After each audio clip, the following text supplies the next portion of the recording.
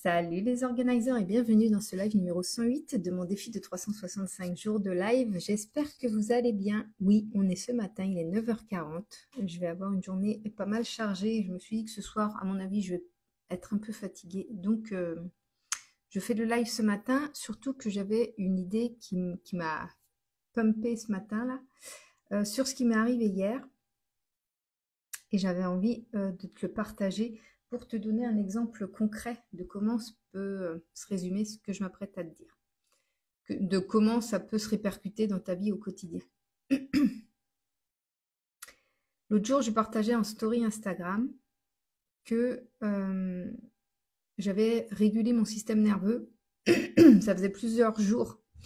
Ça faisait plusieurs jours que mon système nerveux était en alerte. Je voyais bien, je dormais bien et tout, mais je voyais qu'en journée, j'avais tendance à avoir des pensées plus négatives que d'habitude, à voir plus le verre à moitié vide que le verre à moitié plein, et que même en répétant mes affirmations, en répétant ma reprogrammation, les autres pensées, elles n'arrêtaient pas de revenir, et c'était super chiant parce qu'en fait, tu te fatigues à vouloir répéter tes affirmations, et ta reprogrammation, et en fait, il n'y a rien qui rentre parce que ces pensées-là arrêtent pas de revenir. J'ai dit, ok, il faut que je fasse quelque chose. Et je laisse comme ça, et je dis, voilà, je vais laisser faire pour que le moyen d'y remédier me vienne comme ça. Maintenant, je me bats plus avec, oh, faut que je fasse, qu'est-ce que je peux faire, qu'est-ce que je peux faire. Non, non. Non, non, faut arrêter de se battre. Allez, il faut que je fasse ça, faut que je fasse. Non, non, non, non. Tu te dis, ok, là, il faut que je régule mon système nerveux. Qu'est-ce que je connais qui régule le système nerveux? Donc, j'avais l'EFT, mais bah, pour le coup, là, ça ne fonctionnait pas. Euh, la respiration. J'ai fait la respiration consciente, ça marchait pas mal. Mais il y avait toujours ce truc récurrent. Et donc, je me rappelle que, comme je fais partie d'un club privé de manifestation, il y a un breathwork qui était transmis et que j'avais pas encore pratiqué. Je dis, bah, tiens, je vais essayer le breathwork. Et c'était pile sur comment ils appellent ça? Les traumas. Le breathwork, il était sur les traumas. Je me suis dit, je pense que les pensées qui me reviennent récurrentes là sont dues à des traumas de l'enfance, et que je suis sûre que c'est ça qui bloque. Je dis, bah, à mon avis, si j'ai raison, si c'est vraiment ça, le breathwork, il devrait m'aider. Donc, je fais la pratique. Ça durait à peu près une demi-heure. Et j'ai expliqué ce que c'était le breathwork. Tu peux aller voir, si jamais tu connais pas, tu peux aller voir sur YouTube. Il y a des exemples de vidéos, il y a même des pratiques gratuites, etc. Donc, voilà. Va voir, tu vas voir.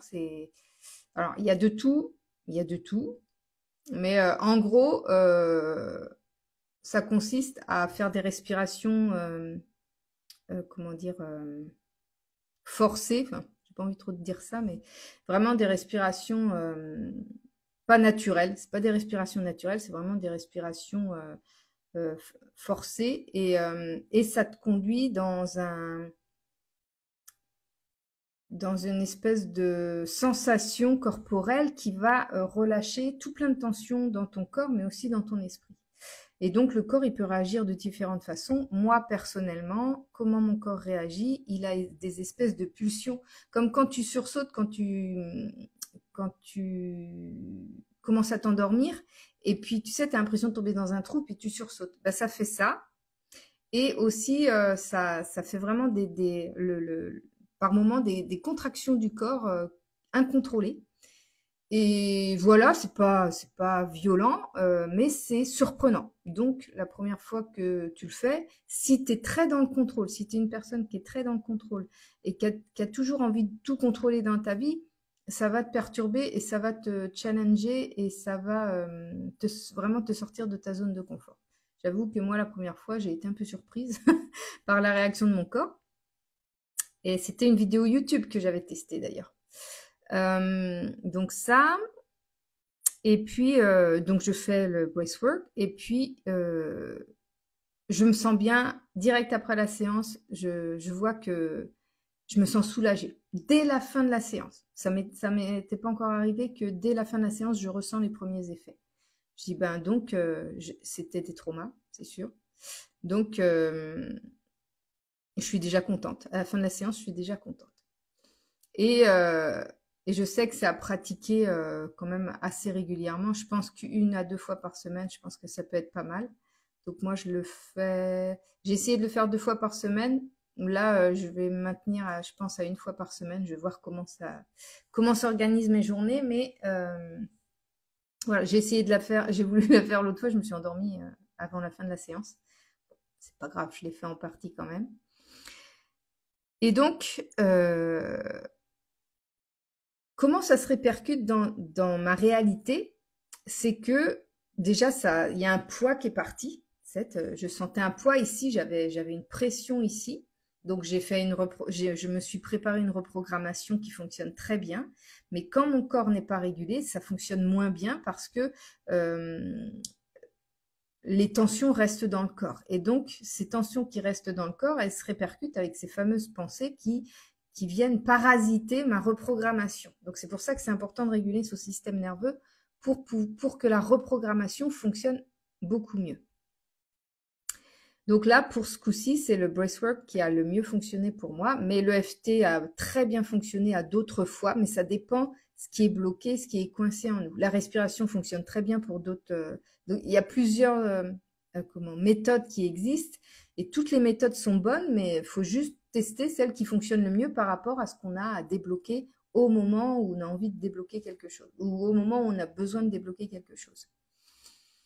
Donc, je vois déjà qu'il y a un déblocage juste après la séance. Et comment ça s'est répercuté dans mon quotidien? C'est que, un exemple tout à fait concret, à chaque fois qu'on a eu des pannes de voiture, je repense par exemple même si j'ai quand même bien réagi au bout du compte parce que je pense que comme je travaillais déjà sur moi à l'époque, ça, ça, ça a aidé. Mais je vois quand on était revenu de vacances et qu'on est tombé en panne du multivan et qu'il a fallu laisser la voiture, se faire rapatrier, enfin bon, bref, c'était un peu le bazar. Quand les voyants se sont mis à allumer et que le véhicule a arrêté de rouler, j'ai eu mais un coup de stress énorme.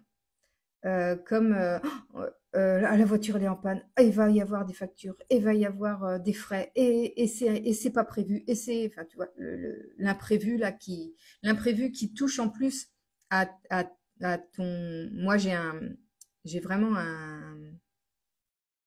comment dire, j'ai des croyances limitantes extrêmement puissantes par rapport à l'argent que je suis en train de travailler depuis plusieurs mois. Et ça va de mieux en mieux, de mieux en mieux, de mieux en mieux. Mais donc à ce moment-là, c'était il y a 1 an et demi ou 2 ans, ça passe vite. Ouais, peut-être bien 1 an et demi ou 2 ans. Donc là, j'avais pas encore travaillé mon rapport à l'argent.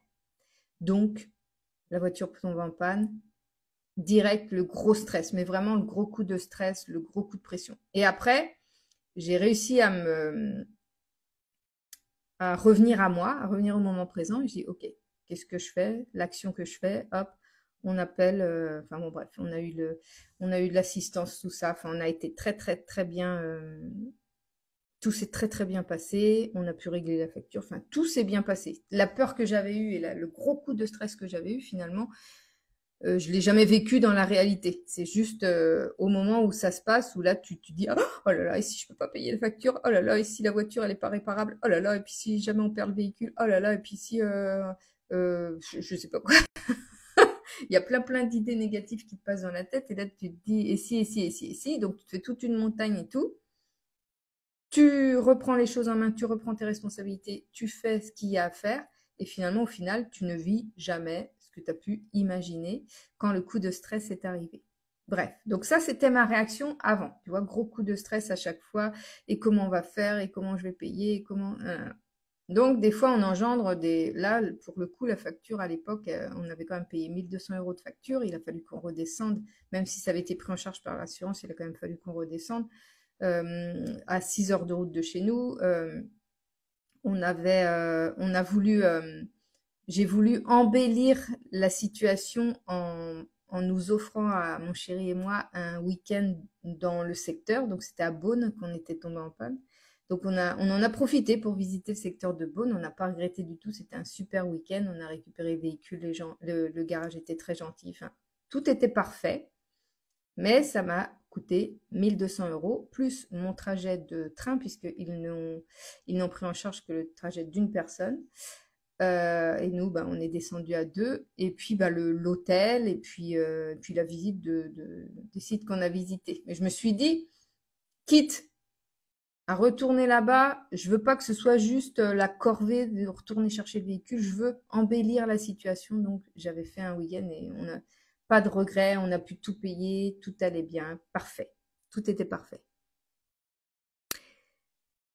Avant-hier matin, ouais, ça doit être ça. Avant-hier matin, mon chéri arrive du travail et il me dit, la 207 a un problème. Et là, c'est jamais le moment, hein. Quand les véhicules tombent en panne, c'est jamais le moment. Et là, j'ai pas eu j'ai pas eu ce gros stress. J'ai pas du tout eu ce gros stress. Je me suis dit, ok, là, c'est un test. C'est un test. Direct, je me suis dit, c'est un test de l'univers. Il m'avait pas encore dit ce que c'était la panne, rien du tout, hein. Je dis déjà, il a pu revenir à la maison, donc la voiture elle est pas tombée en panne, enfin, elle peut rouler encore, quoi. Et surtout qu'on a déjà changé le moteur sur cette voiture, hein. Ça nous a coûté 2500 euros. On a décidé de changer le moteur sur cette voiture. Et donc là, il arrive à la maison, il me dit, il y a un problème sur la 207. Je panique pas, rien du tout, pas de coup de stress comme j'avais pu vivre avec le multivan ni rien. Non, rien du tout. Je me dis juste, l'univers est en train de me tester. Je dis, ben, je vais pas rentrer dans ton jeu. J'ai bien compris que c'était un test. Et donc là, peu importe ce qu'elle a, la voiture, on va réussir à gérer, ça va bien se passer en fait. J'ai vraiment pas de stress. Et là, il commence à me dire ce que la voiture est là. Et en fait, il n'y a plus de ventilation. La voiture, elle a plus de ventilation. Donc, comme il faisait encore frais le matin où il est rentré du travail, il a ouvert les vitres pour éviter d'avoir de la buée dans la voiture. Donc, c'est un peu chiant, c'est sûr, quand tu n'as plus de soufflerie.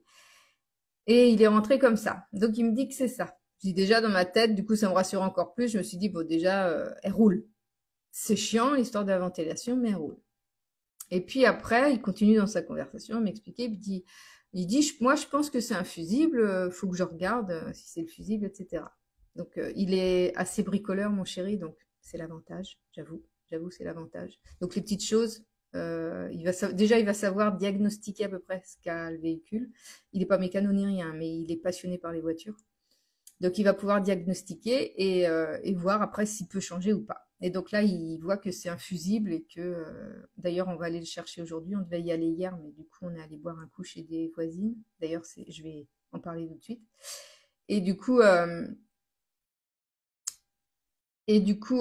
c'est juste un fusible. Et il me dit, le prix du fusible, il est à 2 euros et quelques. Je dis, bon, bah, ça va. Donc finalement, j'ai pas stressé. Et la facture, elle va être de 2 euros quelque chose. Et en plus, attends, en plus, je pourrais même éviter, mais on va le faire quand même, je pourrais même éviter d'acheter le fusible maintenant parce que il a enlevé le fusible, il l'a gratté un peu, il a fondu un peu le fusible en fait. Et bah, faut le changer parce que il est, enfin, il est abîmé, enfin, il est usé quoi, donc faut le changer. Mais n'empêche qu'il l'a gratté et tout, il l'a remis dans l'autre sens et la soufflerie refonctionne de nouveau. Donc tu vois, même au pire du pire, on peut, enfin, elle refonctionne comme avant notre voiture. Enfin, la soufflerie refonctionne comme avant. Et donc, on n'est même pas obligé de redépenser les 2 euros, mais on va aller acheter le fusible pour que pour que ça dure plus longtemps, on va dire. Et donc, il y avait ça. Et donc, je me suis dit, tu vois, j'ai pas stressé. Finalement, la panne, elle est pas très grave et ça va nous coûter rien, pour ainsi dire.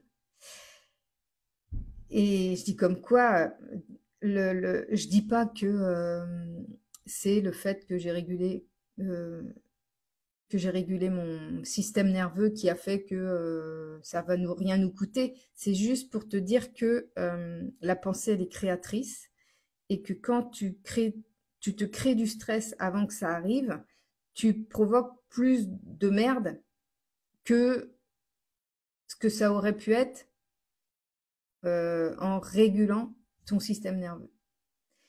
C'est-à-dire que quand tu régules ton système nerveux, tu vas trouver les solutions plus vite que si tu ne régules pas ton système nerveux.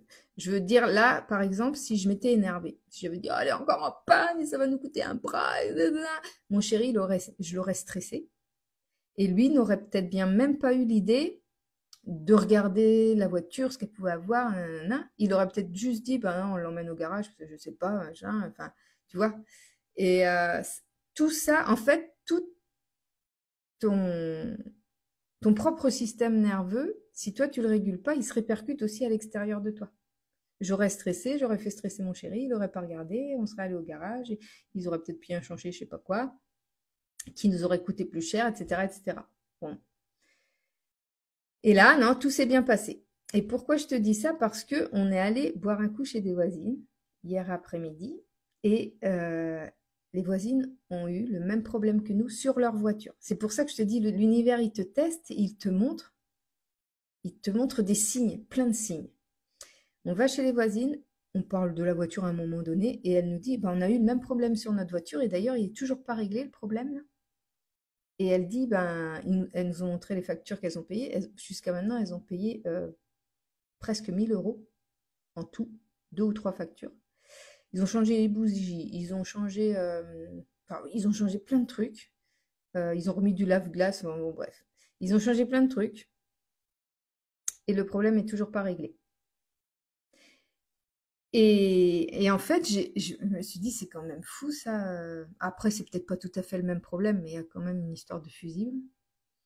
Et je dis, c'est quand même fou que le garage, il change pas le fusible, tout ça, enfin, qu'ils aient pas évalué ça. Et donc, elle me dit, ouais, mais c'est parce que nous, on est des femmes, alors comment on n'est pas vu de la même manière, et puis c'est comme si c'était affiché sur notre front, arnaquez-nous, quoi, tu vois. C'est vrai que les garages, en général, c'est un milieu assez machiste, et c'est sûr que si tu es une femme seule ou un couple de femmes et que tu vas chez le garagiste, ben il y en a, ils n'auront aucun scrupule à te faire payer des trucs que tu n'aurais pas besoin de payer en temps normal. Mais elles ont vécu des expériences qui n'étaient pas cool, et ça, je le conçois, et c'est ce qui crée nos croyances. Le problème, c'est qu'elles continuent d'entretenir ces croyances-là. Alors, je leur ai pas expliqué. Je pourrais leur expliquer à un moment donné, mais là, je leur ai pas expliqué parce que c'était pas le moment. Mais en fait, tes expériences construisent des croyances. Donc là, en l'occurrence, elles ont eu des expériences où elles ont été traitées comme des idiotes un peu. Et là, elles ont des croyances qui engendrent de nouvelles expériences en fonction de leurs croyances. Je dis, mais pourquoi? Puisque tu sais que puisqu'ils n'ont pas réparé la voiture, et je dis en plus, je dis, ils t'ont fait signer un devis. Ben non, ils m'ont pas fait signer de devis. Je dis, ben, ils sont dus de te faire signer un devis. Je dis, tu donnes ton accord ou pas pour le devis.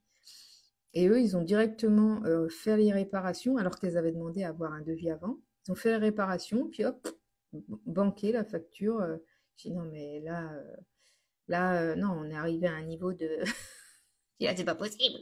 Je dis, moi, mon chéri là ou mon chéri pas là, moi, ça passe pas. Ça, c'est le genre de choses qui passent pas. Et pourquoi est-ce que ça passe pas? Parce que je j'ai pas les mêmes croyances qu'elle. J'ai pas les mêmes expériences qu'elle. Moi, c'est sûr que mon chéri, je me souviens quand j'ai acheté ma voiture. Ma toute première voiture, je suis allée avec ma maman. On est allé acheter ma voiture ensemble. On était 2 femmes, ma maman et moi. J'avais 19 ans à l'époque. Et donc, on achète la voiture. Et là, la voiture, elle tombe en panne. Elle avait 6 mois de garantie. Elle a dû tomber en panne, je sais pas, 1 mois après, un truc comme ça. Et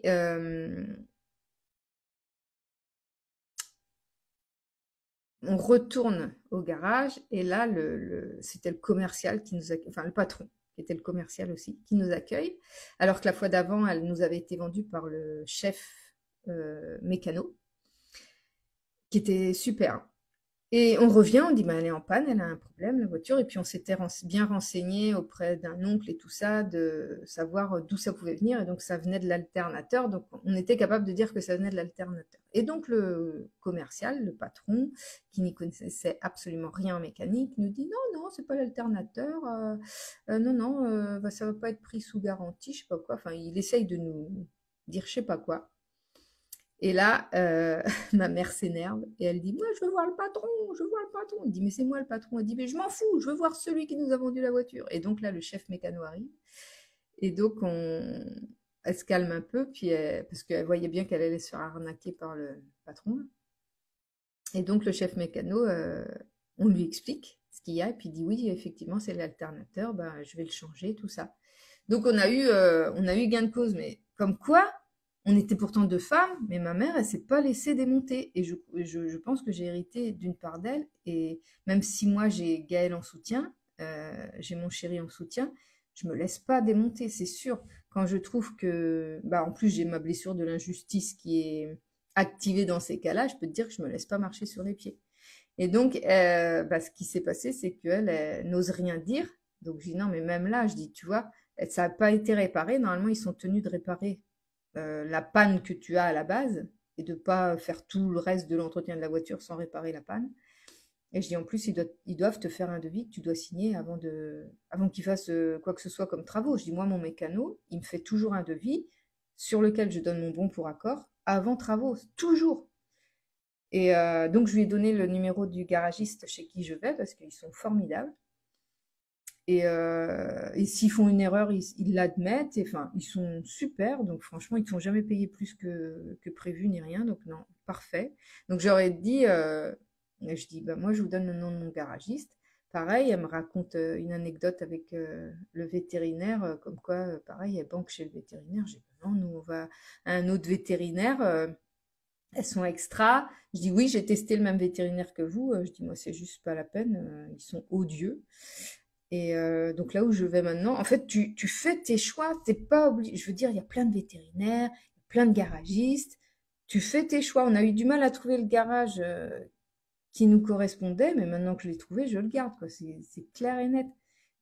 C'est une question de choix, une question de poser tes limites, une question d'énergie. Et si tu régules pas ton système nerveux, tu entretiens des pensées en fait qui vont être plus négatives parce que tu vis tes pensées, elles vont faire en fonction de ton système nerveux. Donc si ton système nerveux est, est comment désorienté et en stress, ben tu fais tes choix et tu subis les choses sous le filtre du stress en fait. C'est fou la différence. Et donc là, je me suis dit, oui, bon, bah c'est ça que la leçon que l'univers, le signe que l'univers m'envoie, c'est ça.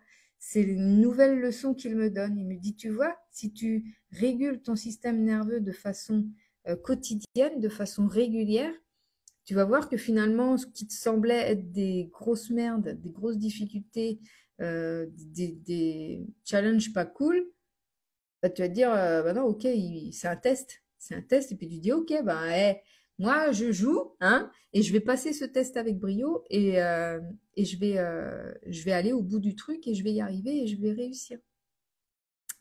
Tout est là. Tout est là. Je suis en train, étape par étape, je suis en train de perfectionner tous les points stratégiques de la manifestation. Et la régulation du système nerveux, elle est hyper importante dans la manifestation. Donc là, je suis trop contente.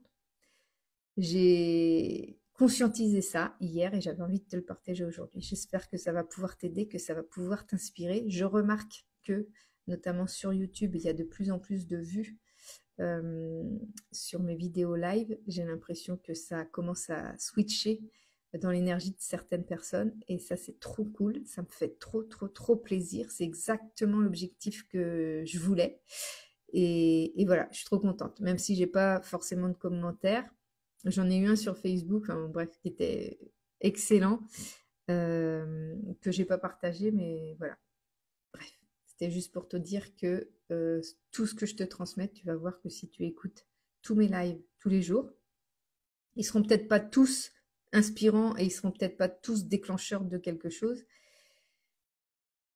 mais tu vas voir que ça va forcément transformer quelque chose dans ta vie. Quelque chose au niveau de ta compréhension et de tes prises de conscience. Voilà, c'est ce que je voulais te partager aujourd'hui. Je te fais des gros bisous et je te dis à demain pour le prochain live.